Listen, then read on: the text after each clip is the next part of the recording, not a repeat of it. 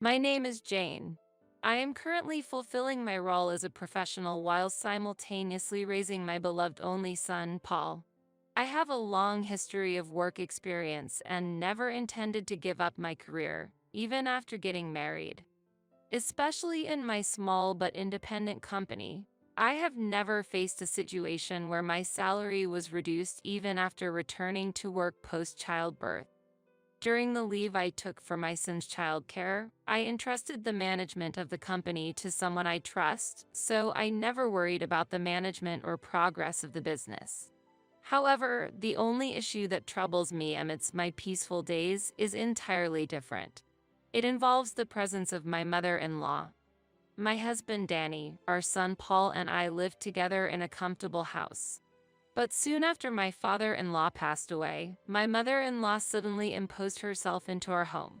I assumed she would return to her own home after a short stay, but she chose to continue living with us without showing any intention to leave. When I gently inquired, "How long do you plan to stay with us?" her reaction was unexpected. She became emotional and exclaimed, "How could a heartless daughter-in-law attempt to drive out an old woman like me? After losing my beloved husband, being forced to live alone in my hometown is incredibly cruel." Danny, who had overheard part of the conversation, rushed to her side and comforted her. "Mom, it's okay. I would never kick you out, so please don't cry." After she calmed down, Danny took her to a different room. Once we were alone, he looked at me sharply and accused, "How can you say such horrible things to my mother? Do you not have a heart?" Misunderstandings might have arisen because Danny did not hear the whole conversation, but I had not forbidden my mother-in-law from living with us. As I explained, I was just asking how long you plan to stay, not that I wanted her to leave, he retorted. "Asking about the stay sounds like you want her to leave early. Can't you understand other people's feelings?" I regret using inappropriate words, but I never intended to drive her out. However, Danny, taking my mother-in-law's excessive reaction at face value, seemed to have decided I was in the wrong. I had no choice but to leave the situation as it was, making my daily life's small troubles deepen due to complex family relationships and the nuances of emotions involved. As a business owner, mother, and wife, I juggle these roles daily, trying to balance each. I wonder how long my mother-in-law plans to stay in our home. Asking her directly would likely result in her accusingly crying and appealing to Danny, so I hesitate to ask directly. Yet, when I contemplated how long she might stay, she unexpectedly announced, "I've sold my old house, so I'm moving all my belongings here," in front of the moving company truck parked outside our home, leaving me speechless. It was my day off, and I had planned to take Paul to the amusement park. However, Danny approached my mother-in-law, suggesting, "Then, today will be for sorting things out." This visit to the amusement park was a promise made long ago, eagerly anticipated by Paul, who looked disappointed when he asked, "Mom, what about the amusement park?" "Don't worry, Paul. As promised, we're going to the amusement park," I reassured him. Danny frowned and showed his dissatisfaction, asking, "Are you planning to leave the luggage unattended just for going to the amusement park?" I confidently argued, "Why should we change our plan for a family visit to the amusement park, breaking a promise to our child for sorting luggage?" I find such behavior unacceptable. The visit to the amusement park had been planned weeks in advance, with all preparations made for that day. Yet, I was not informed about the move, and when told today was the day for unpacking, I prioritized the plans already set. Nevertheless, my mother-in-law began to cry exaggeratedly, claiming Jane finds living with me uncomfortable. That's why she prioritizes her child over me. Hearing this, the movers, either feeling the situation was deadlocked or tired of my mother-in-law's exaggerated performance, quietly pointed out, "Unpacking can wait. Shouldn't promises to children take priority? And did you properly inform your wife about the move?" Upon hearing the calm comment, my mother-in-law blushed and felt ashamed. Danny, witnessing this development, did not defend her but merely looked at me intently. It appeared that Danny prioritized helping his mother with the move over our planned enjoyable family visit to the amusement park. In light of this situation, I decided to take my son, Paul, to the amusement park as previously planned. Unfortunately, this choice created a noticeable distance between my husband and me. One day, my mother-in-law said to me, "Jane, would you mind staying at home on your next day off?" I asked her why. "The truth is, I want to spend time with Paul, but since you always monopolize him, I hardly get the chance to play with him," she complained. This request came about a week after she had moved into our house without permission. She probably overheard my plans to take Paul to the shopping mall on my next day off. Suddenly, she forbade me from visiting the shopping mall, asserting, "Danny, Paul, and I will go to the shopping mall, so you should stay at home." Normally, there would be an option for the whole family to go out together, but excluding me seemed very selfish. Having witnessed her previous fake crying and such behavior, I could no longer trust her words. Therefore, considering it unthinkable to leave my child with someone I couldn't trust, I suggested, "Why don't we all go out together?" Although she looked displeased, she could not directly accuse me of being mean and reluctantly agreed. At the shopping mall, I began selecting clothes for Paul as originally planned, choosing slightly larger sizes considering children's rapid growth. My mother-in-law interrupted, "Why can't you choose the right size? This is the perfect size for Paul, bringing a size that fits him right now." Even when I explained, "Children grow fast," she argued, "when he grows, we can just buy new clothes. There's no need to save so much." I was dumbfounded by her short-sightedness. Selecting perfectly fitting clothes and buying new ones every time they become small is clearly a waste of money. We didn't have the financial leeway to spend money in such a way at our house. When I hesitated to purchase, Danny appeared and pointed out, "I support the family financially. If you try to save, it makes me look stingy to others." Eventually, Danny covered the shopping expenses for my mother-in-law. Paul wore his new clothes comfortably for a while but soon complained, "These clothes are too tight now," and stopped wearing the clothes chosen by my mother-in-law. She seemed to have mixed feelings about this change. Out of necessity, I passed the outgrown clothes to a colleague's mother I had befriended at the daycare. This act was well received, making me feel happy. However, the existence of the daycare seemed undesirable to my mother-in-law. "Why do you need to leave Paul with others when I'm here? Moreover, continuing to work with a child is not good for their education," she criticized. I couldn't agree with this point, responding, "The reality is, we can't make ends meet without my job," but she just snorted, "How much do you even earn?" I'm confident Danny's earnings surpass that. "We can manage without your help. Besides, you're probably a burden at work anyway." It seemed possible that Danny hadn't told his mother about my role as a business owner. His occasional bragging nature might have led him to hide such an important fact, perhaps to avoid letting his mother know that his wife earns more than he does. Faced with such a situation, I was deeply disappointed. "Actually, I earn more than Danny," I explained calmly yet firmly. My mother-in-law's response turned to anger. "How can you say such a thing? Looking down on your own husband and boldly declaring you earn more. Do you not respect your husband? You neglect your duties at home and boast about out-earning him. Don't you have any respect for him? Danny can manage perfectly fine without you," she exclaimed furiously. As her anger reached its peak and her voice echoed throughout the room, Danny appeared, asking, "What's going on here?" As if she had found reinforcements, my mother-in-law spoke with renewed vigor. "Hey, Danny. Actually, we wouldn't be troubled without Jane, right? It should just be you, me, and Paul living happily together. Don't you think our life is being constrained because Jane is here?" She said, "What? Yeah," Danny hesitantly, but eventually, showed his agreement. "Then the best thing to do is to divorce," she continued, and shockingly, she immediately took out a divorce form. It seemed she had wanted our divorce for some time. I no longer had any expectations for a father who prioritizes his mother over his child.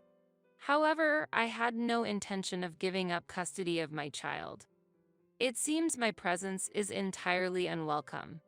If you wish for a family of 3, then I shall leave this house, I responded calmly. And without hesitation, I signed the divorce form she proposed. Despite forcing me to cancel our amusement park plans and insisting on helping with the packing, as soon as I started preparing to move out, she took Danny on a trip. Though she invited Paul to a trip, he had seen her unpleasant behavior towards me and still resented her for nearly causing us to miss our amusement park trip. He chose to stay with me, declining her invitation. Thus, Danny and she ended up going on a trip alone. I took this opportunity to move mine and Paul's belongings to a new home.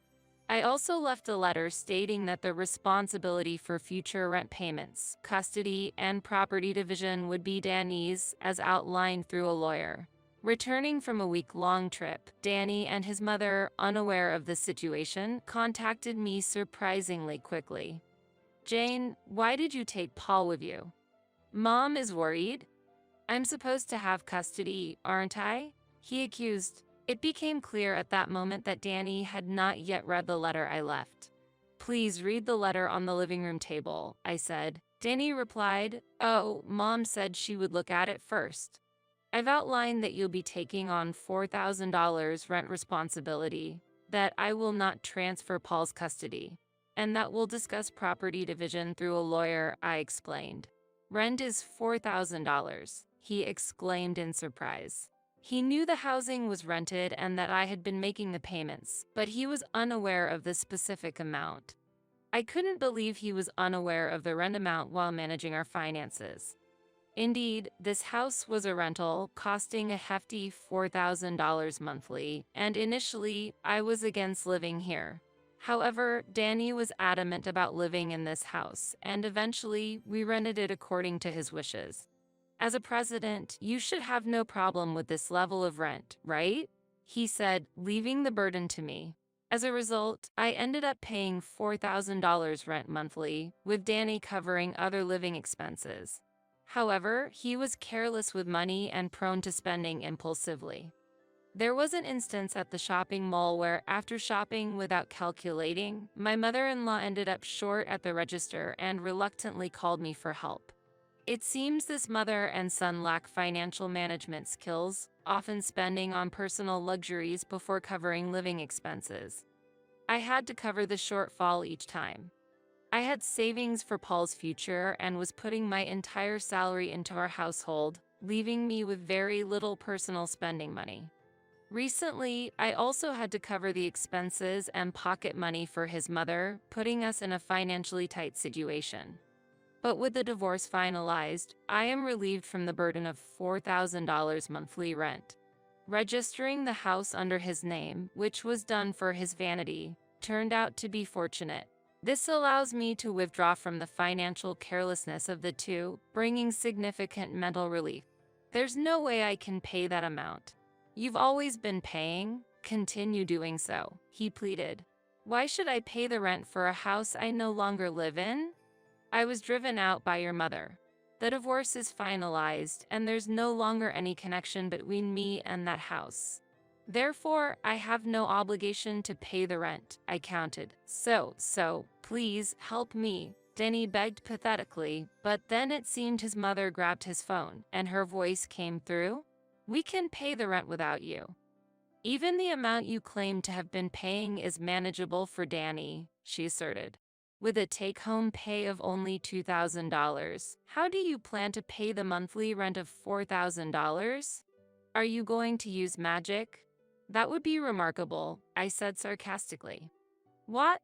came the reply. It seemed that my mother-in-law genuinely misunderstood Danny to be financially well off, probably because she saw him paying during their shopping trips, leading her to believe he was wealthy. I was just dumbfounded by this fact. I thought it was impossible for Danny, with his take-home pay of $2,000 and almost no savings, to afford the rent. Moreover, expecting them to raise a child healthily in their financially unstable situation would be difficult.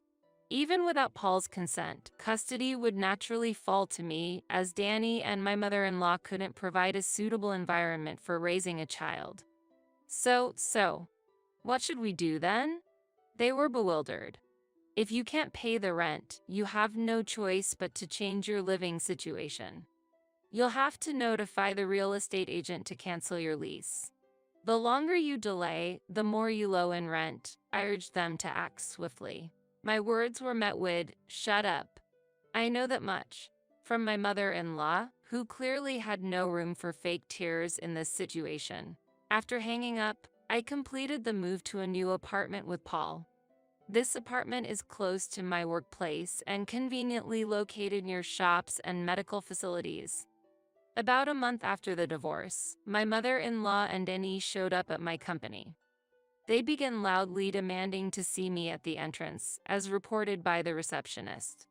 I was out having lunch with Paul at the time but hurried back with him upon hearing they were causing a commotion. Fortunately, there's a daycare within the company, so I could bring Paul inside. Seeing my mother-in-law and Danny waiting at the reception was a surprise. I was puzzled by their visit since the lawyer had reported they hadn't responded to our discussions. "Jane, can't you just come back home? We understand you were making the payments.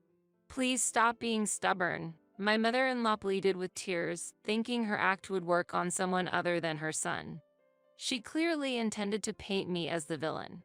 Witnessing her behavior, Danny joined in. "What do you mean by getting a lawyer involved? This is a family matter. Surely, Paul would prefer his parents to be together.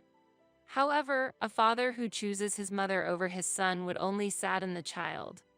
I sighed and replied, "Now that we're divorced and essentially strangers, please communicate through my legal representative for anything."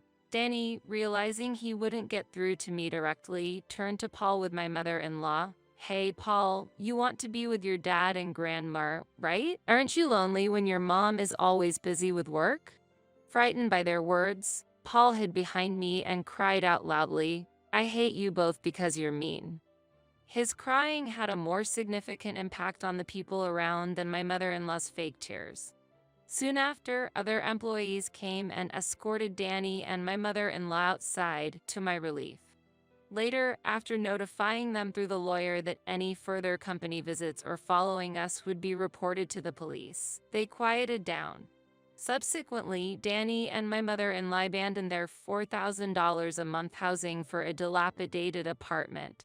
Danny's fate took a darker turn as he had previously bragged about living in a luxurious home beyond our means at his workplace. Fearing the revelation of their move to a rundown apartment, he quit his job without consulting his mother, leading to her fury upon discovering his sudden job resignation.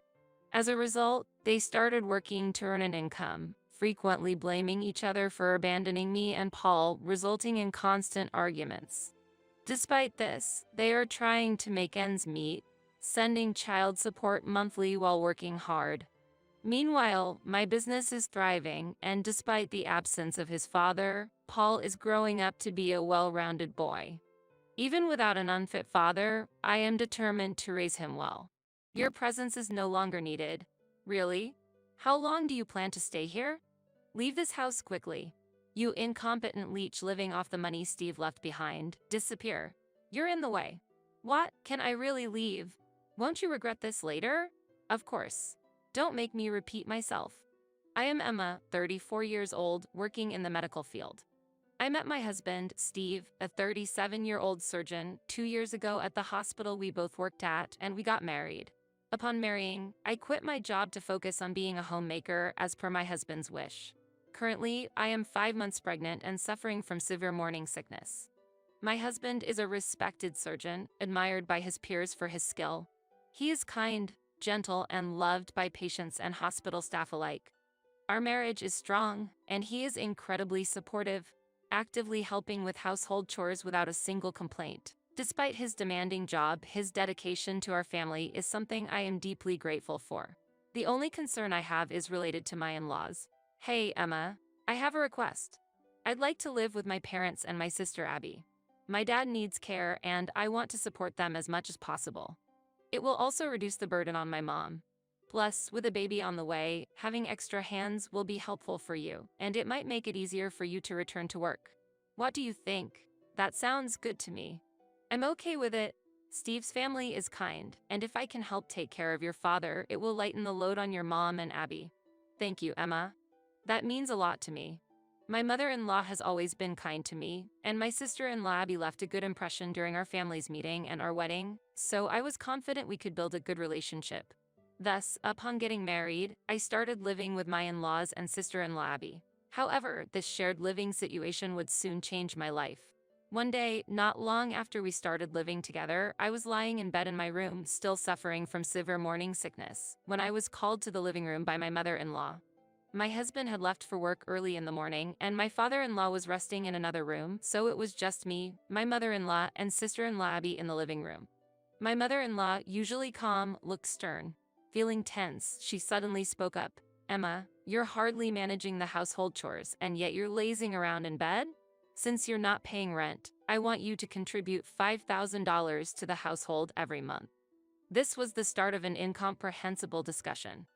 I'm sorry, I've been suffering from continuous morning sickness and have hardly been able to get out of bed. I feel terrible for relying so much on you and Abby for household chores, but I thought I was contributing enough each month. Well, enough. You think a mere $2,000 is enough? We're letting you live here because we thought you'd help with the housework and take care of our father. You're not helping at all. Why did my son even choose someone like you as his wife? There's no need to say something so harsh. When I was young, regardless of morning sickness or anything else, I dedicated myself to my new family. You need to put in more effort. And I'm tired of taking care of that man. That's why I suggested to Steve that we all live together. Steve is a doctor, so $5,000 a month shouldn't be a big deal, right? Well then, I'm counting on you. We're going out for a bit, so take care of the housework and take care of our father. Useless sister-in-law. Saying this, the two of them left. I was shocked by their sudden change of attitude, as I thought we were getting along well.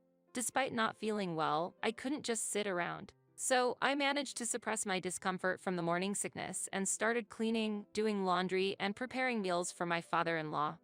My father-in-law, though unable to move his lower body, did not show signs of dementia and communicated well. He seemed to feel guilty about me taking care of everything alone, especially considering my pregnancy. I'm truly sorry that you have to take on everything, Emma. Considering the baby and your own health, I wish it wasn't so burdensome for you. It's okay. Steve is very supportive, so I don't feel burdened at all. Besides, I enjoy the time I spend talking with you. I'm really grateful, my father-in-law said, tears welling up in his eyes, expressing his gratitude. That evening, when my husband returned home, I told him about the demand from my mother-in-law and Abby for a monthly contribution of $5,000. However, I didn't mention their change in attitude, not wanting to worry him. $5,000, huh? Understood. Well, we are living here and my parents are living on their pension. Abby also has a regular work and doesn't have a stable income. My husband agreed to the monthly payment of $5,000 without hesitation, understanding the situation. Since my husband was okay with it, I reluctantly agreed as well. Then, one day, I received a call that my husband had collapsed at the hospital while at work. Worried sick, I managed to calm my panic enough to find out which hospital he was taken to, and immediately called a taxi to rush there. Steve was already unconscious during the transport, and tears threatened to spill in the taxi. My mind was filled with pessimistic thoughts, hoping against hope that he would be okay. But, despite my wishes, Steve passed away shortly after we arrived at the hospital from an acute heart attack. He had left the house that morning with his usual kind smile, making it hard to accept the reality. Steve was only 37 years old. He had his whole life ahead of him, passionate about his work and excited to become a father soon. The thought of not being able to introduce our child to his or her father left me sobbing beside his body. Time passed, and my mother-in-law and Abby arrived at the hospital. My father-in-law had to stay home, so a helper was arranged urgently. Oh, I can't believe this. My dear Steve, why a heart attack? Really? This is all Emma's fault. Emma, if you had noticed Steve's health issues sooner, this tragedy wouldn't have happened. You're a disaster. Mom is right. The reason my brother died is because you came into our house. I'll never forgive you for taking him away. I'm truly sorry. Having just lost my husband, my heart was too broken to argue with them. I could only apologize. Maybe it was all my fault. If only I had noticed something was wrong with Steve sooner, he might still be alive. I was tormented by this thought for a while. Eventually, the funeral was held. Many of Steve's friends and colleagues came to say their goodbyes. I felt a profound loss and sorrow from the respect people had for my husband. But I knew I couldn't grieve forever. I have to become stronger for the sake of our child that's about to be born. I resolved. However, my resolve was quickly shattered by my in-laws' words. Look, Emma, just because Steve has passed away doesn't mean you're thinking of going back to your parents' house, right? Well, I'm expecting soon, and the morning sickness hasn't ended, so I might return to my parents' house a bit earlier. What? If you go back to your parents, what will happen to the daily routine here? Who will take care of Dad? You think you can just leave irresponsibly just because my brother died? As for taking care of Dad, hiring a helper could lessen the burden. Hiring a helper? What are you thinking? As long as you're here, there's no need for outside help. That's a waste of money. Angered by their words, I responded, may I remind you, my mother-in-law is almost always home, and Abby only works 3 days a week on a non-regular basis. Aren't you two perfectly capable of handling the household and taking care of Dad? My mother-in-law retorted, I'm busy with community activities and hobbies. I don't have time to do housework, let alone care for him. She spends her time at home just watching TV and lounging around, using any excuse to shift all responsibility onto me. On my days off from my part-time job, I'm busy looking for a marriage partner. I can't spare any effort or money on beauty treatments to find a handsome, high-earning man. Oh, I just don't have enough time. Unlike you, who can stay home all day? Abby, significantly overweight and far from the beauty ideal she claimed, bafflingly exuded confidence from nowhere. And Emma, it's not an exaggeration to say Steve's death is your fault. So, you'll continue to take care of the household and Dad, and will also need the same $5,000 a month for living expenses. We've heard about the savings Steve left behind, so paying shouldn't be an issue, right? But I don't have an income right now, and with the baby coming, expenses will increase. I wanted to save Steve's money for our child's future. Oh, but is that child really Steve's? Could it be someone else's? That's really funny. Really? Emma, you're so vulgar. Then it's even more unthinkable to use Steve's money for a child that might not be his. Please wait. This child is indeed Steve's. It's terrible to say such things. But realizing arguing was futile, I gave up on going back to my parents and resigned myself to contributing $5,000 a month for living expenses, continuing the household chores and caring for my father-in-law. It seems excessive for a family of 4 to need that much, especially with pension income.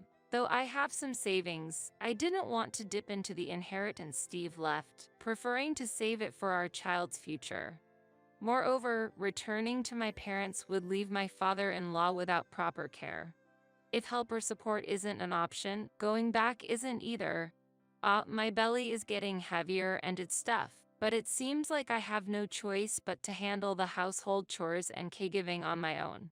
I managed the household and caregiving tasks as best as I could, using delivery services for grocery shopping to keep it unnoticed by my mother-in-law and Abby. One day, while preparing a meal for my father-in-law, an incident occurred.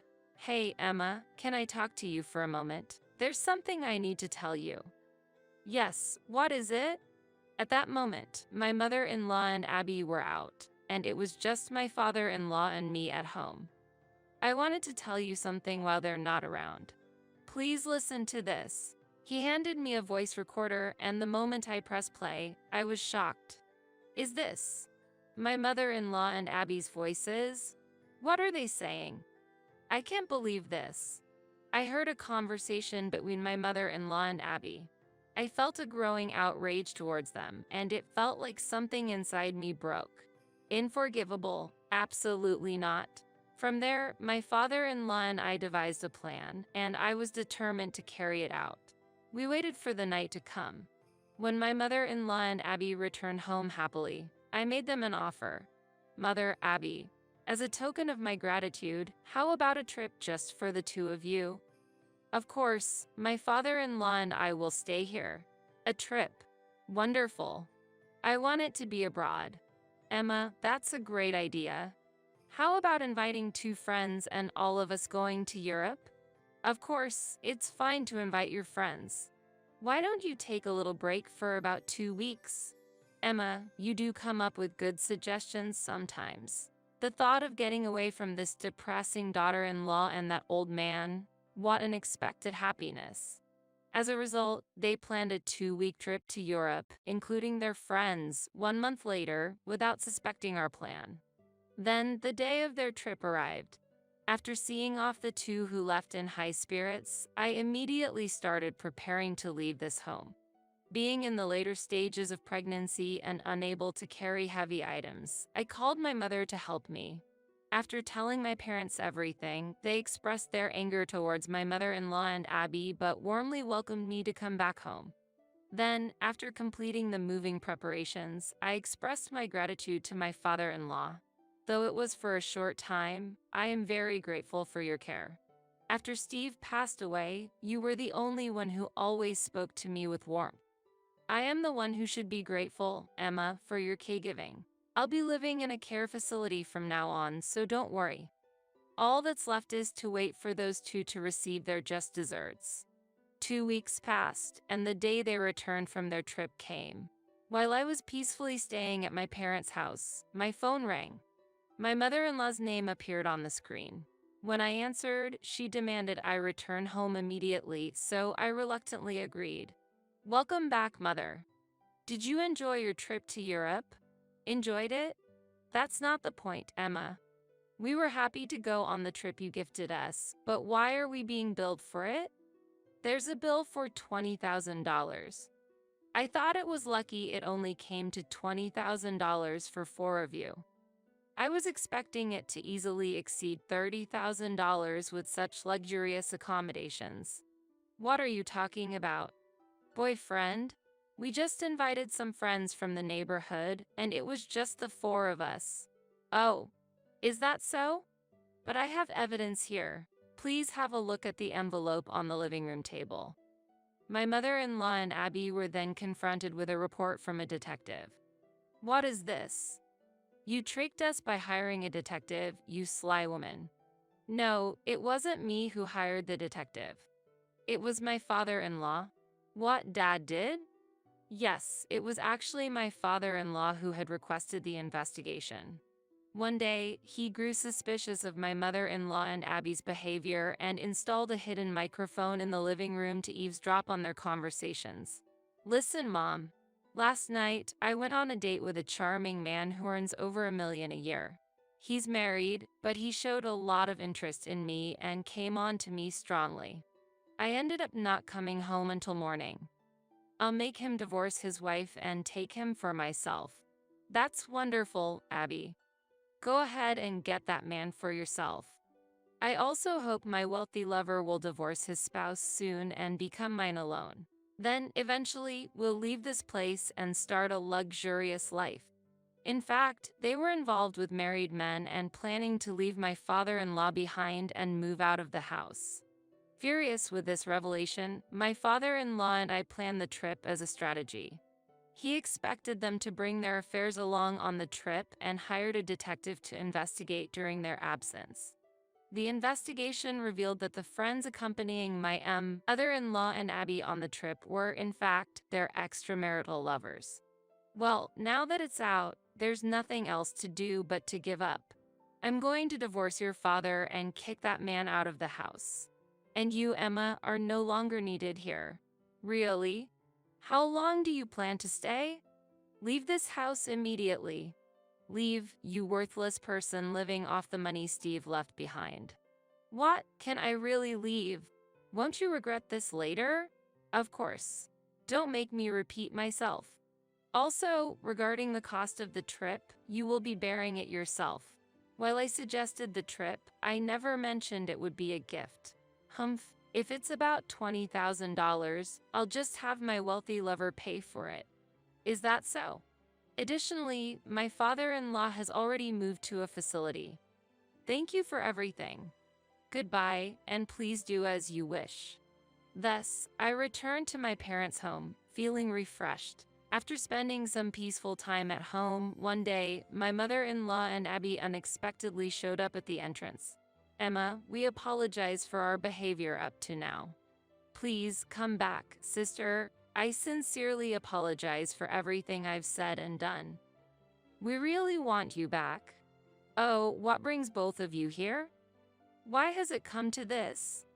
Our relationships outside were exposed, and the spouses are demanding a large compensation from us. I live on a pension, and Abby is in irregular employment with little savings. We don't know how to handle this. In fact, my father-in-law had sent the detective's report to the families of the lovers, resulting in a massive demand for compensation from them. Additionally, they were being sued for compensation for infidelity by my father-in-law as well. Moreover, we haven't settled the $20,000 for the trip yet. Could you possibly share Steve's inheritance with us? I categorically refuse. You treated me like a servant all this time. I cannot forgive you.